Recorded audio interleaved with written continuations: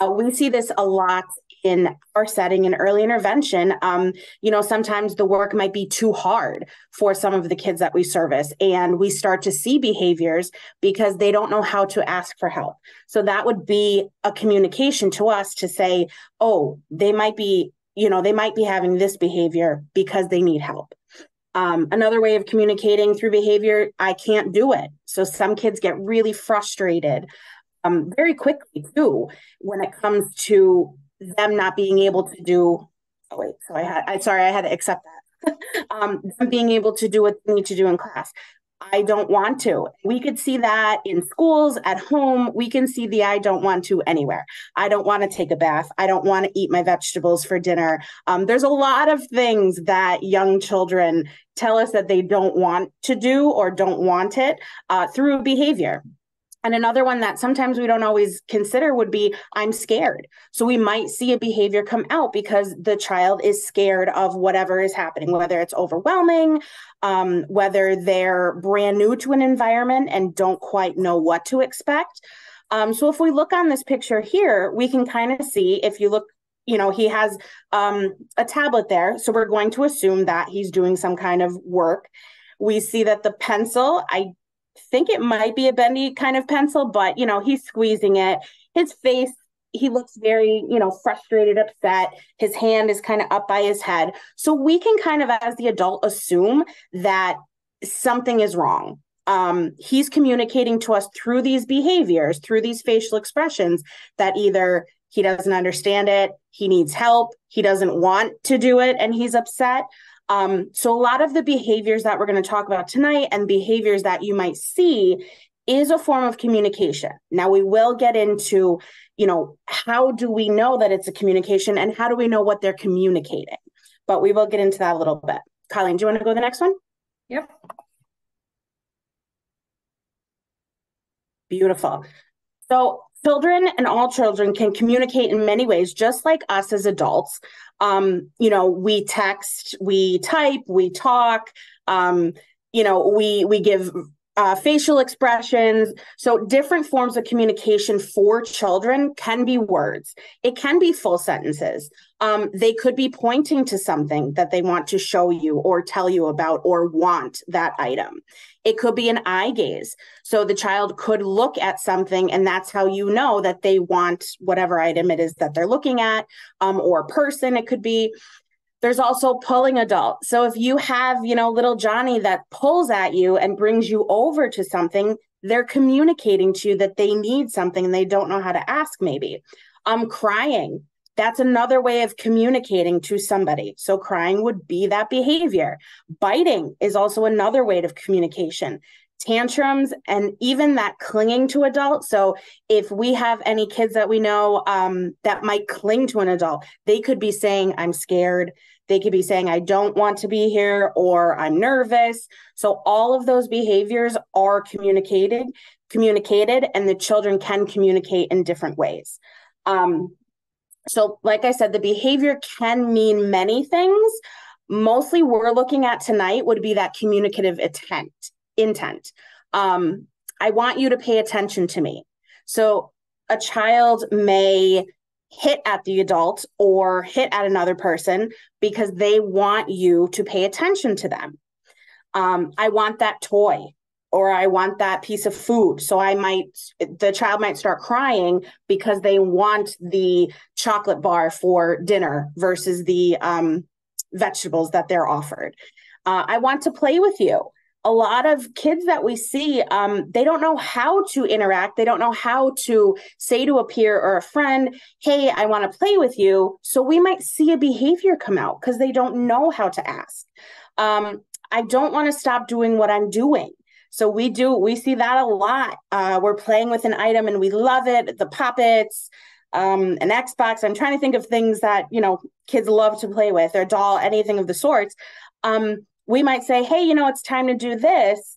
And we would see that behavior because they don't want to stop playing with that item. I don't want to clean up. I'm sure everyone has probably heard that or have seen a behavior because, hey, Johnny, it's time to clean up. We're going to go get ready for bed. and we might see a tantrum, we might see crying, because they might not know how to say, I don't want to clean up. And then I don't want to interact with others. So that's another one that we sometimes see, but really the child might not know how to say they don't want to play with someone. So instead they might start crying or be completely withdrawn, because they do not want to interact with another person. So behavior is learned. Let me go over to my other one here. We are not saying that children are aware that a behavior results in avoiding something or getting something, but we acknowledge that over time, when a behavior has occurred, it has resulted in an outcome that encourages the child to do it again. So the behavior has resulted in the child getting or avoiding something in the past that has increased the likelihood that the behavior will happen again. So all behavior that we're seeing at some point in time, they were able to get what they needed or get what they wanted by doing that behavior. And if little by little they're continuing to do that behavior, that's what we mean by they're learning. That, if every time I'm asked to get ready for bed, if I cry, I get to play for a couple more minutes. If that's repeated, then that's what we mean by the behavior is learned. So they're expecting it. The likelihood of that behavior happening again probably will happen again if we don't change the other person, if we don't change our reaction to it or our difference in when that behavior occurs. I think I'm still going. Or is that you? No, that's me. Okay. So 2 ways that we're going to talk about tonight, different. Let me flip my page here. There we go. So we're going to talk about behavior is used to obtain something, and behavior can be used to avoid something. So when we're talking about behavior is used to obtain something, that could be attention. That could be attention from a person, a friend, a peer in their class. That could be obtain, they want to obtain play. So they want to obtain the person or the item to play with. Behavior is used to obtain even sensory input. So if there are kids that seem to need that sensory input, we might see the behavior happen so they're able to obtain the sensory input, whether that might be clapping their hands really hard, running around, pacing, anything like that. Behavior can be used to obtain an activity, and behavior can be used to obtain any kind of object. So if we look at this picture here, what does the child get? So the child seems to be very happy, has the attention of both of those women that are in front of him. Could be that sensory input of wanting the high five, could be the activity, maybe they're doing patty cake or some form of song. So behavior can be used to obtain something that the child wants. And then on the opposite, behavior is used to avoid. So behavior can be used to avoid other children or other adults. Behavior can be used to avoid an activity, something they don't want to do, such as taking a bath or going to bed. And we see in the classrooms and in the preschools as well, that activity could be morning circle, that activity could be coming in from recess or coming in from the playground. That is the activity that they want to avoid. So we might see a behavior then. Behavior is used to avoid sharing a toy. So if Johnny doesn't want to share his toy with Sally, we might see a behavior come out. Behavior can also be used to avoid loud noises or instructions or directions. So that could be from the adult or the person talking to the child saying, hey, Johnny, it's time to go to bed. We might see a behavior to avoid those instructions on what to do next or directions. So this child in the picture that you see, there's two, one sitting on a stump and one kind of bending over. What might this child avoid? So this child, I would say, is probably doesn't want, it looks like they're at the playground, so he might not want to play with his friends. He's kind of huddled up around his knees. So maybe he doesn't even want to interact with that little girl that's trying to have a conversation with him, or probably saying, hey, what's wrong? So looking at the behavior is used to obtain and behavior is used to avoid could be helpful for us to kind of figure out that next step in diminishing that behavior. Okay. So another piece is to think about our responses to behavior. So it is important to identify when and how you respond to behavior, and it's more of a self-reflection for adults. So one of the steps says become aware of when and how you respond to challenging behavior. Try to pause and reflect on your response. So here's some questions to think about. One is, do I respond the same way every time I see the same behavior? So going back to that first slide, when we're thinking about the description of the behavior. So I was thinking today about, children are notorious for wanting attention at the worst times. When you're trying to get out of the house, right? When you're trying to cook dinner, when your phone rings, at the moment when you cannot give them attention, that's when they want the attention, right? I can't really see everybody, but I'm hoping that people are saying, right? That's when the kids are looking for you to give attention. Like you can be sitting around watching TV for an hour and you have all the time in the world to give attention and they don't come to you. And then it's the moment that you're trying to put shoes on, grab your keys, get everything, you have your arms full, and that's when they're, asking for the attention. It could be really difficult, but it's like trying to self-reflect and say, how are you responding to them asking you a question about, homework? Do you respond the same way when you're hustle and bustle trying to get out of the house, and the same way when it's 9 o'clock at night when you're supposed to go to bed, or the same way when it's 5 o'clock after dinner and that's the appropriate time to ask about homework, or in the car ride when you have 20 minutes in the car and plenty of time to talk about it? Do you respond the same way to the behaviors? Think about that and how you can respond or try to guide that behavior to be when you want to mold it to the right time.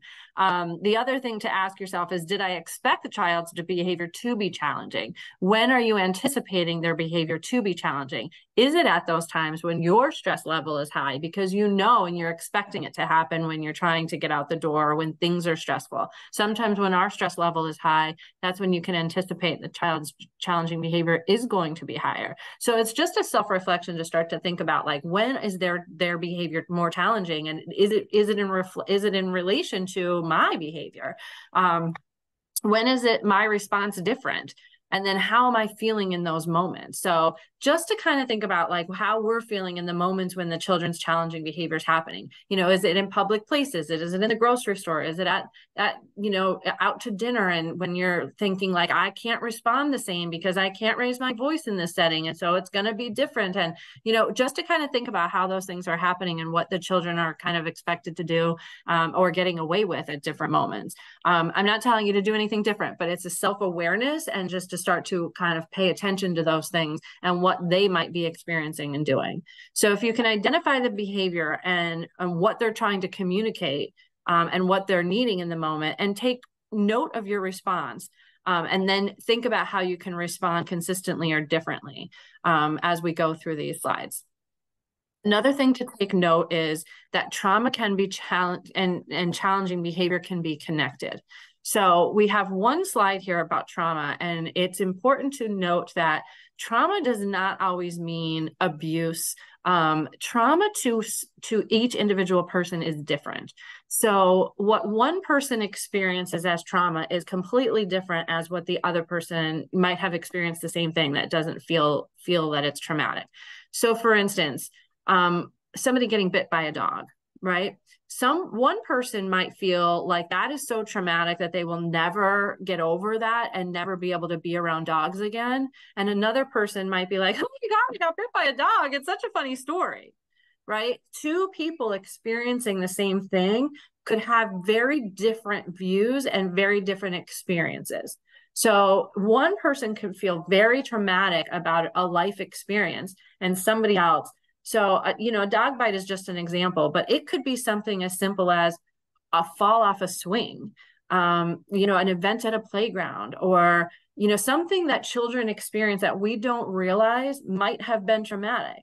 So, maybe it was, they fell somewhere, or somebody, honked their horn when they were, in the grocery store, coming out of the grocery store. That's something that shook them or made them scared. And so maybe we didn't even know as a family member, as an adult in their life, that they did get frightened or that they did get scared. And so maybe they have a reaction to something that we don't even know why they're reacting a certain way. So it's just something to keep in mind and think about, like, why is my child acting a certain way? Maybe there's an underlying reason that they've had an experience that we don't realize.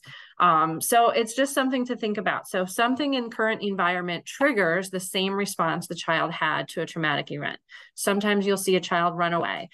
Sometimes they have a behavior like hitting or tantrum or withdrawal, hypervigilance or hyperactivity over something that is particularly challenging for them. It's just another something to be hyper aware of or to be focused on, especially if you have a child that did have an experience like that. So it's something to think about as adults. So the major messages, sorry. I was going to say, our major messages, and we just did a crash course in Behavior 101. And it's really about us as the adults just kind of taking a second to think about what is happening when we see this behavior. Our major messages, so we know that behavior is learned, especially if the child has kept doing it, then they're learning that that's how they're going to get that item or avoid that item. Or person or thing. Behavior has meaning. All behavior that we're seeing has a meaning behind it. Behavior is communication. If we see that behavior, what are they trying to communicate to us? We're considering the context of that behavior, and we're also considering the possible effect of trauma on behavior. Taking your picture, Mo. Okay, the ABCs of behavior. Let's get into it. All behavior has a function, and here's where we're going to really start to talk about what that behavior means. So when we talk about behavior having a function, we want to know, and we really want to find out why the child's doing what they're doing, right? Wouldn't that solve all of our problems? So why the behavior occurs, what the child's trying to communicate, like Molly was talking about with the communication. So she talked about obtaining things and avoiding things, and all of those things are going to tell us what the function is of the behavior. So are they obtaining, do they want to obtain a desired item, an activity, attention, comfort, just like she talked about with the communication, or are they trying to avoid things like peers, adults, tasks, or demands or sensory things? So we're trying to find the function of the behavior. So to determine the meaning is to determine the function. And there's a process for this. And that's where we get into the A, the B, and the C. So the ABCs of behavior. So here's what it stands for. There we go. So we have A, which is the antecedent. The antecedent is what happens right before that behavior happens. Then we go into B, which is the behavior. So what is that clearly defined behavior that we're seeing? Sally just started to cry. Okay, well, what happened right before that? And then C would be our consequence. What happens after the behavior? Now, we're going to talk about consequence because even myself growing up, consequence always meant bad. What are the consequences that you're going to get for having a behavior? We're going to kind of talk about it in a sense of the after.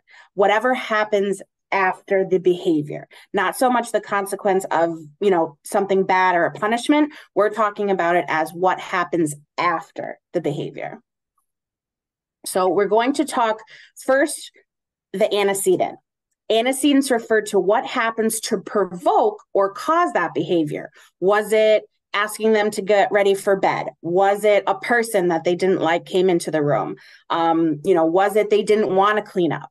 What was it that happened right before the behavior? For a behavior to happen, there's always an antecedent. So if we hear ourselves saying, or if we know to ourselves, oh my gosh, but it comes out of nowhere, or I don't know why she keeps throwing a tantrum, or all of a sudden he started having meltdowns. That right there, if we're saying that to ourselves, that means we have to look at it to see what exactly is happening right before that behavior. Did someone ask them to do something? Are they trying to obtain something like more time to play? Are they trying to avoid something like bath time? What was it that was said right before, or what happened right before that behavior that caused the behavior? Antecedents could be both positive and negative. So maybe it was something good and a good behavior happened. So then we'll talk about what would be the consequence, what happens after that good antecedent and good behavior happened. I'll go to the next one. So what happens before the behavior occurs? Possible antecedents. The child is asked to do something, and I kind of went through these already. Someone took something away from the child. The child is having difficulty with the task. The child wants an object that's not available. This is my niece was famous for this when she was younger. She would come out with the most crazy random requests for dinner, and we'd have, I'd be over for dinner, and we would have chicken and macaroni and cheese per se, and she would come out that she wants steak and a hot dog. But if that wasn't available, then we started seeing the behavior. So it could be an object that's completely not available to the child or not available at that time. And then the child is asked to stop a preferred activity. Colleen and I do see this a lot in the school setting. Hey, it's time to stop playing with that. It's time to do our next task. We might see the behavior. Great. You want to go to the next one? Yep.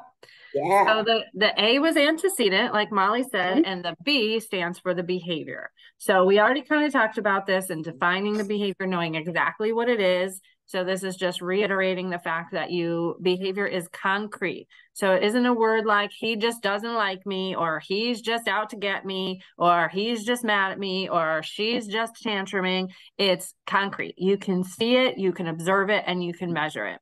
So a non-concrete example would be, oh, Johnny just gets upset. That isn't behavior. A concrete example is Johnny throws his toys and screams loudly. You can see that, you know exactly what that means, and you can observe that and you can measure that. Non-concrete is that Sarah throws tantrums, right? A tantrum can mean a lot of different things. That could involve, her head, banging your head on the floor. That can involve kicking. That can involve, screaming. That can involve hitting. A tantrum can mean a lot of different things. But a concrete example is Sarah drops to the floor, kicks her leg, screams loudly, and bangs her head with her floor with her fist. That's a lot of things, but that's a huge tantrum, right? But we can exactly know what she's doing in that tantrum. So we want to know what the behavior is, be very specific. So it's operationally defined, it's observable, and it's measurable. Behavior is pretty simple, right? It's exactly what it is. So let's move on to the C. So the A is, like Molly said, the antecedent, the B is the behavior, and the C is the consequence. And I know, like we talked about, consequence does not mean punishment. It just means after, right? It's what comes after the behavior. And there's a lot of things that happen after the behavior, because when something happens, like you're kicking and screaming, there's somebody reacts. So there's always something that happens right after that causes the behavior to change. It either increases or decreases your behavior. So we're, like Molly said, you're not thinking of a consequence as a bad thing. It's not a negative consequence or a positive, or it can be a negative consequence or a positive consequence. So for example, if you eat healthy, a positive consequence will be that you might lose some weight. So sometimes a consequence ends up being misused. If a child starts throwing a tantrum at the checkout grocery store, a parent might hand them a treat to calm them down, right? How many of you have done that? I have. Because if you want them to be, especially in a public place, and you want them to just kind of quiet down, and you want to hand them a treat to kind of keep them quiet and get through your grocery order, this action is intended to stop the problem behavior. But what do you think happens the next time the child goes through the grocery line? They're going to have that tantrum again. And again, tantrum's not the word we want to use, because we want to know exactly what they're doing. It's probably screaming and yelling or whatever it is, but they're going to have that behavior again, right? So the consequence is giving them the treat, and then the behavior is going to increase, right? They're going to do it again. So that's the consequence is what happens after. So possible consequences: the child gets attention, the child gets an object or the toy, the child gets help, the child gets to continue to play through the cleanup because the adult ignores them. So ignoring is also a consequence because it happens right after. So, and sometimes it works, if the child's doing something that's sort of annoying, like, sometimes a child wants attention and it's not time for attention, or especially if you're a parent and they're just kind of, trying to get you to, maybe you're doing a task and you're on your phone, an important phone call, you're trying to cook dinner, and maybe they're doing something and it's not time for that. And you just ignore it. And sometimes that'll be enough. And sometimes they'll stop. But sometimes the ignoring is the consequence, right? You have ignored the behavior, and that'll stop the behavior.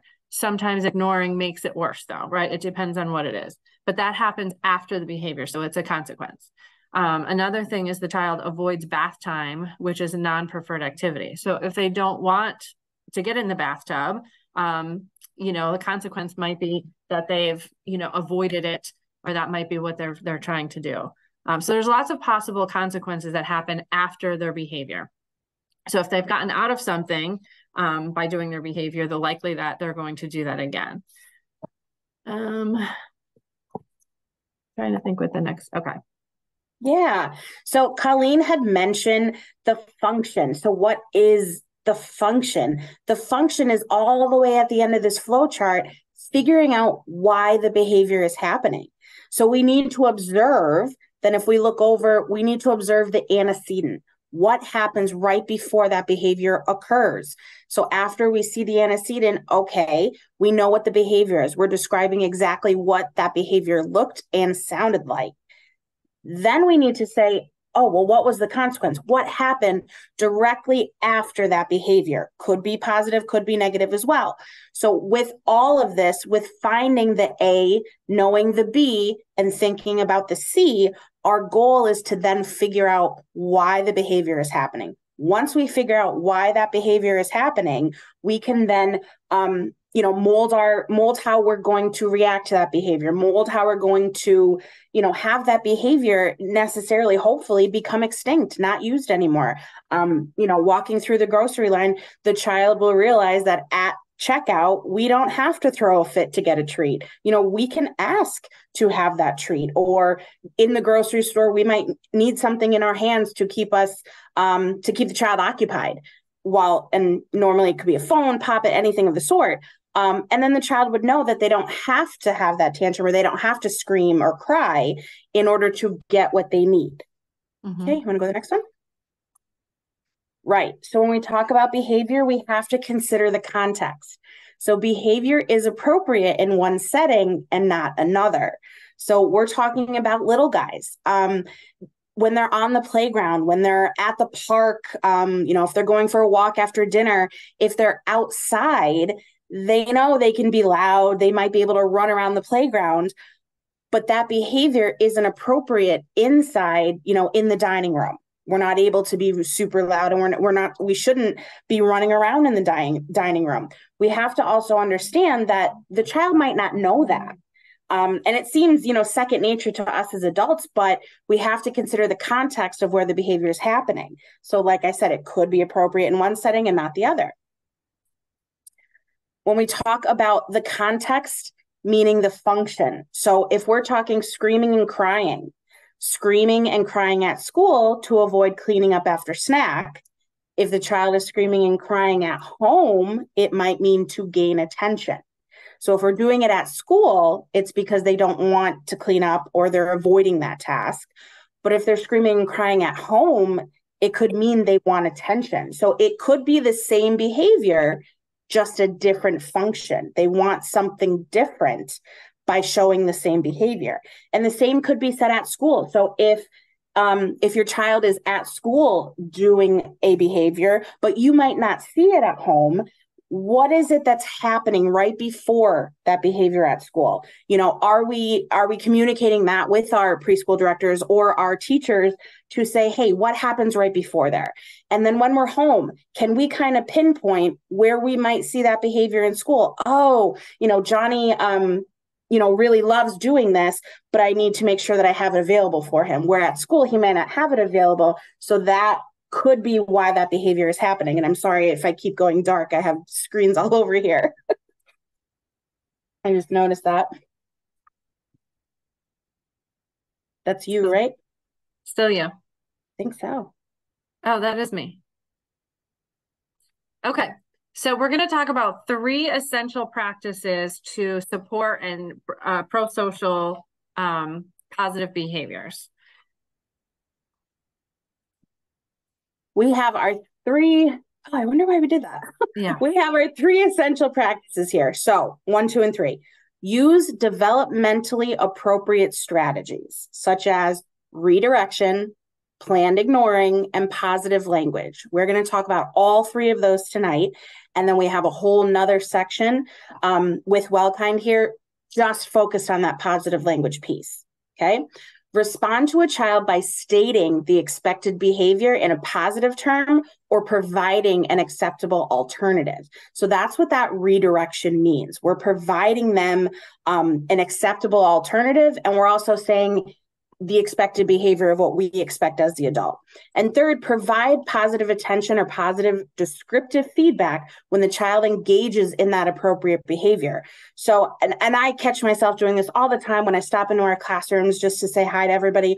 I'll always say, "Oh, good job. Oh, good job." Well, to the child, I need to say, "Oh, I love how you're holding your crayon so nicely. I love how you just shared your toy with Johnny." It's that descriptive piece, so they know what they're doing with that, what they're doing in that behavior, that good behavior. We're giving them positive feedback about that good behavior. Head northwest on Keystone Avenue. You want to go to the next one? Okay. So when we talk about redirection is a strategy that is intended to guide a child's behavior from an inappropriate to an appropriate behavior. And in a redirection could be interrupting and redirecting the child to an alternative behavior, using minimal attention to the challenging behavior, limited discussion, and without emotion.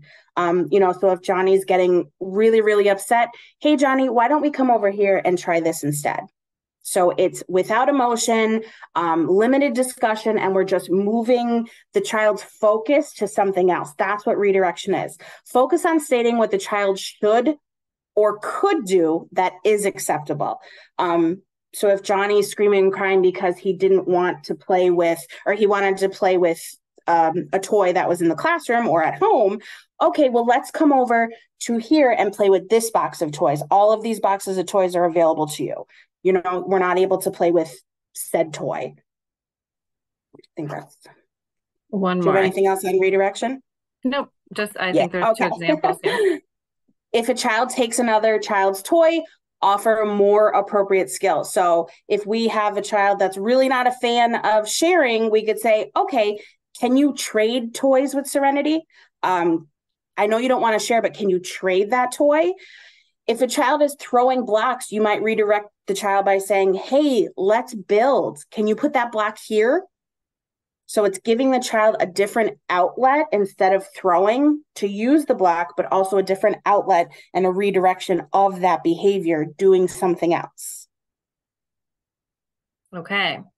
So the second essential practice was planned ignoring. So I know we talked about that and we mentioned it a few times, but it is definitely a strategy you can use for a behavior that isn't something dangerous, right? So planned ignoring is a strategy in which a caregiver makes a conscious effort to ignore undesirable behaviors to prevent reinforcing them. Keep interactions with the child at a minimum. Ensure the child's safety while providing minimal or no attention to the challenging behavior. This must be accompanied by high levels of attention and support for expected or alternative behaviors. And it works best if the function is attention. So if your child is trying to get attention, this is when it works the best. You can plan ignore that kind of behavior. So you don't want to use ignoring if the child is trying to get an item or to obtain something, or if it's like a sensory need, because that could cause other issues, right? So it's really mainly for attention-seeking types of behavior.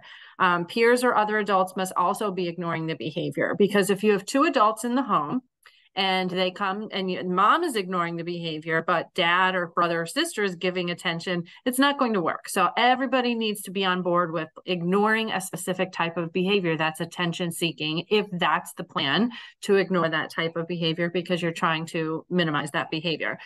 So it's something you can do as a team and to work through something. One thing to keep in mind is that sometimes when you do this kind of thing, well, one thing to keep in mind before I go into that is that sometimes the behavior gets worse before it gets better. So if you have a child who's maybe singing at the top of their lungs, and you're trying to, get the child to not be singing at the top of their lungs, you can really just ignore it, because that's not a dangerous behavior. It's not a horrible behavior, right? They're just singing at the top of their lungs for attention, and you're trying to get them to like not do that. So everybody can just ignore it until they stop. It's not going to harm anybody, but it might get worse before it gets better, right? So they might start singing really loudly. They might be singing in your face, and they might be singing really up close, and they might be singing, longer and stronger and louder until they realize that they're not going to get the attention for it. So be prepared for it to get worse before it gets better. One thing to keep in mind, though, when you do use planned ignoring, is that you're ignoring the behavior and not the child.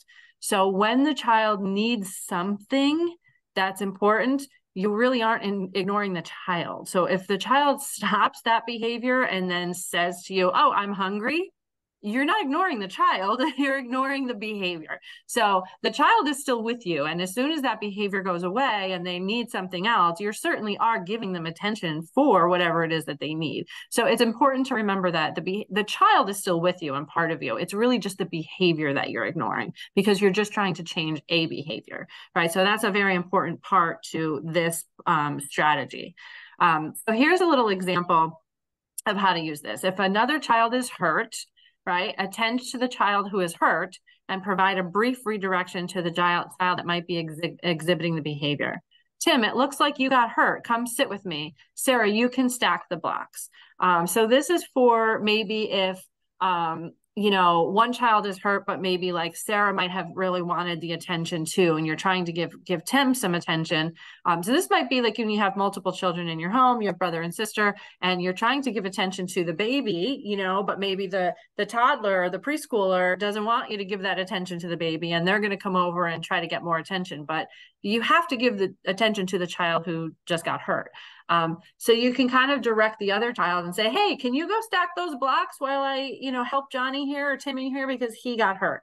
So you're just kind of like giving them a direction so that you can give, attend to what you need to attend to. Shift your attention to the other child without saying anything to the child that's being disruptive. One thing to keep in mind, and I did say that the behavior gets worse before it gets better, and I'll tell you a little example about that sometimes people relate to. I know we're running out of time, but it's a soda machine example. If you've ever, I like this example because it's very relative.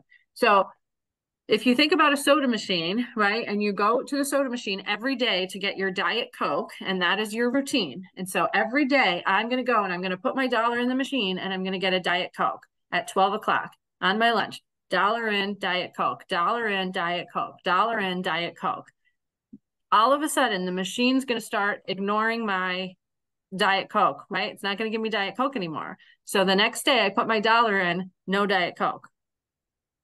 What do you think's going to happen? I'm going to try again. I'm going to put my dollar in, no Diet Coke. I'm going to crinkle my dollar. I'm going to straighten it out and put it in, no Diet Coke. Maybe I'm going to try quarters, no Diet Coke. What do you think's going to happen? I'm going to start shaking that machine, right? I want my Diet Coke because I had my Diet Coke every day at 12 o'clock for the past 10 years. I got my Diet Coke. So I'm going to start kicking and shaking that machine because I want it, because I am so used to having that Diet Coke. Do you see where I'm going with this? So if you've given your child attention for something for a very long time, they're going to get upset when they don't get it anymore.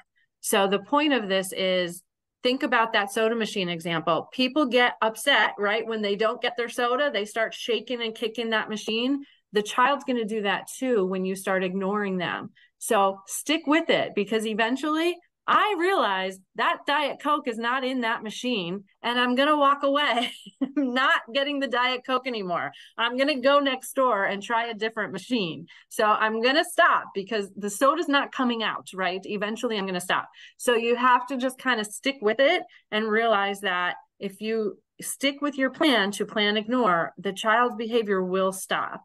You just have to kind of get through that shaking and kicking for a little bit. Again, it's not used for dangerous behaviors, though. You can't use it for something that the child's going to really hurt themselves, but it's for, behaviors that you can, it's more attention-seeking behaviors that, if it escalates a little bit, you can still tolerate it. All right, that was my good story for that. Next one is positive language. I'll leave that for you, Ma. Or Okay, that was so me thirdly, too? it is, but it doesn't matter. Okay, sorry. You want me to keep going? Yeah, mine as well. We only have a couple more. Okay, last one, the last essential practice, I'm sorry, last essential practice is to use positive language. So we talked about planned ignoring, we talked about redirection, and the last one is simply using positive language. And this can be difficult. It seems so simple because it's like, oh, yeah, we're going to talk nice, but it's really hard because we are human beings and our nature is to say, stop that, don't do that, knock it off, right? I've done it, right? I'm no stranger to that. We are very in tune. We're very like, that's our nature to do those things, especially when somebody is doing something that we don't like.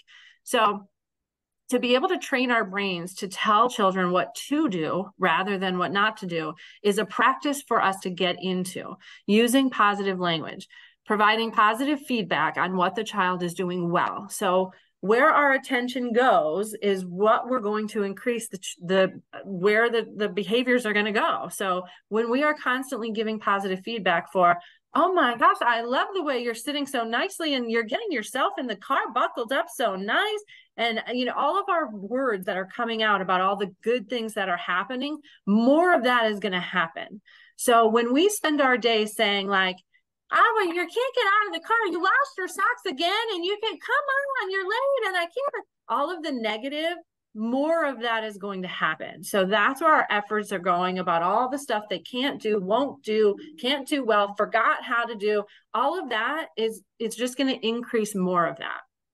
If we can just train our brain to constantly focus on the things that are going right, even if they're just little bits in between, because the day feels so negative sometimes, it will start to come back to us. So to just find those pockets of positives and say, wow, you got one shoe on. Wow, you did that yourself. Thank you for carrying that out for me. Hey, you put your dish in the dishwasher.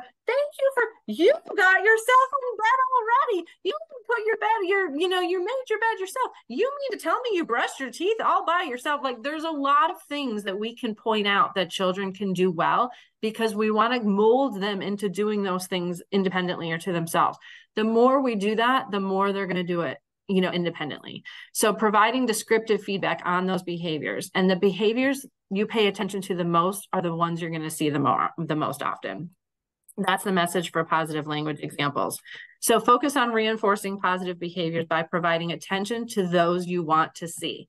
I want to see them do things independently. I want to see them help out a little more. I want to see them, be kind to others, or I want to see them be thankful, or I want to see them, and for teachers, it might be sit in circle, or, for parents, it might be, help carry things in or put their dishes away, whatever it is. Those are the things you want to comment on. Let them know exactly what they're doing well and be descriptive. Good job doesn't tell a child what they did well, right?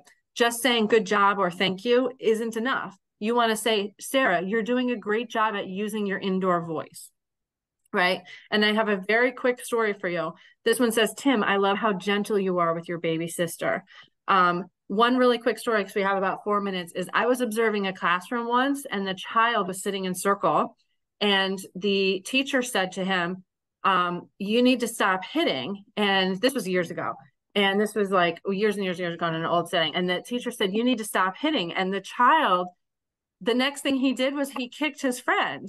And the teacher said, I told you, hands and feet to yourself. And I'm like, no, you didn't. You told him stop hitting. So the child in his head thought, well, I didn't hit, I kicked, right? But if we're not being very specific with what we say, because the teacher wanted him to keep his hands and his feet to himself, but she didn't say that. She said no hitting.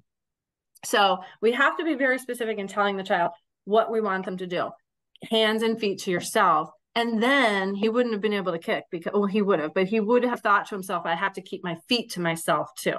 So it's just the idea that we want to be very specific about what we want the child to do and not what we are saying not to do. Did you want to add something, Molly? No, I'm going to go off with a couple additional. We're going to go right down to the wire here. A couple additional strategies that Colleen and I thought, hey, these go right hand in hand with the ABCs that we're talking about and everything of our three expectations that we have.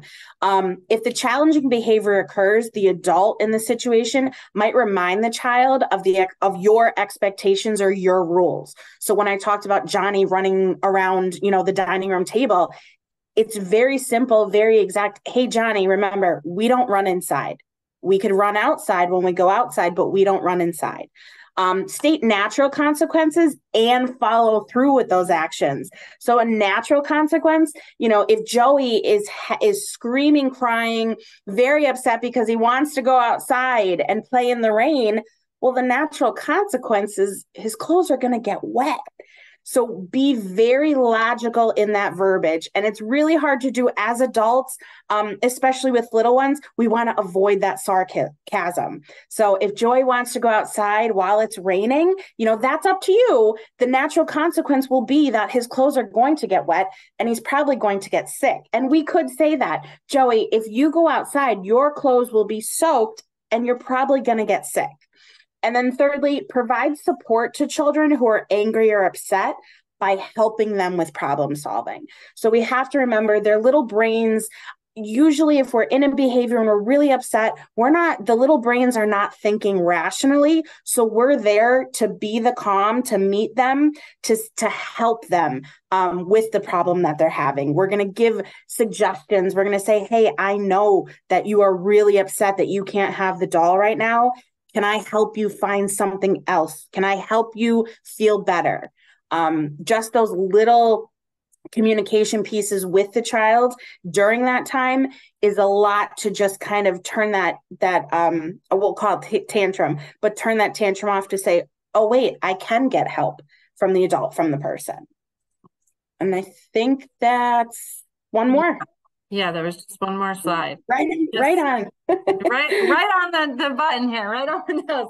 So it's just important to remember to use these response strategies are intended to reduce the likelihood of challenging behavior, but will not be effective without careful and intentional attention to teaching social skills and emotional competencies.